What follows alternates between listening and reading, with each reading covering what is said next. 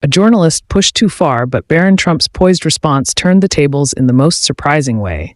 The air in Washington was thick with anticipation inside the expansive hall of the Kennedy Center. Cameras flashed and voices hummed in an excited symphony. It was a public event, hosted by a renowned arts foundation with guests ranging from political figures to A-list celebrities.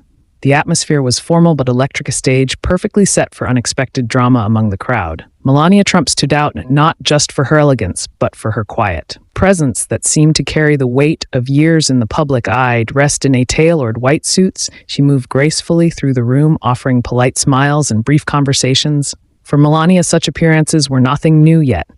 Tonight felt different, perhaps sighs followed here every move, and behind those eyes, judgments brewed in the far corner. An ambitious journalist, known for their bold and often polarizing approach, spotted her. This wasn't just any journalist. They had a reputation for turning moments of vulnerability into headline grab. Bing spectacles, and tonight they had their sights set on Melania with their questions prepared, microphone in hand, and a cameraman trailing closely. They began weaving through the crowd, determined to corner their target. But what neither Melania nor anyone else in the room anticipated was the role her youngest son, Barron Trump, would soon play. What Barron Trump would soon play and what was about to unfold. The night was just getting started, but none could have predicted the storm brewing in the seemingly calm room. The Kennedy Center sparkled under the glow of it. Chandeliers reflecting the grandeur of the evening guests mingled in clusters, their laughter and chatter. Echoing softly against the high ceilings, servers moved effortlessly through the room, balancing trays of champagnes and hors d'oeuvres. Enditu fafanio tin tinte plus, adding a touch of sophistication to the already polished atmosphere.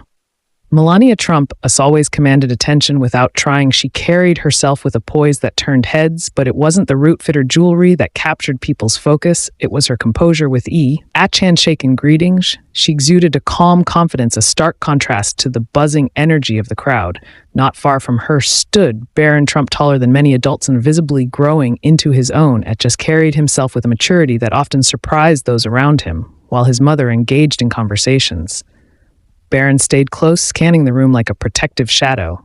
He wasn't to seek attention, but anyone who noticed him couldn't help but sense an understated presence across the room. The journalists, known for their RPC critiques and on-the-spot interrogations, saw their opportunity. They had been waiting for a chance to challenge someone of Melania's stature. And this was their moment. Gripping their microphone tightly, they nodded to their cameraman to follow as they inched closer to their target. With every step, their determination grew. The energy in the room remained lively, but an undercurrent of tension was beginning to ripple through as the journalist moved in. Melania was speaking with a small group of event organizers when the journalist made their move. With the microphone poised and a camera rolling, they approached her as if they were just another guest, looking to engage in conversation, but their intentions became clear. The moment they opened their mouth, Mrs. Trump, they began, their voice cutting through the ambient noise. Your time as First Lady was marked by controversy. Some critics say you stayed silent on issues that mattered most to the American people. Do you believe you fulfilled your role? The question, thinly veiled as Belit had barbed hidden within it. Conversations in the room faltered as people began to tune in, their attention drawn by the journalist's sudden audacity.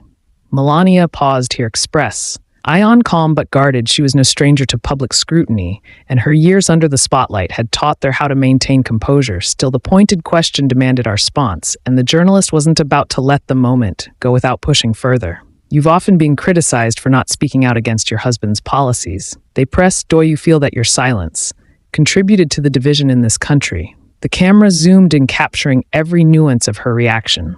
The journalist's tone wasn't loud, but it was firm, designed to put her on the defensive. A murmur began to spread through the room as attendees exchanged uneasy glances. Some whispered, others craned their necks to get a better view of the unfolding scene.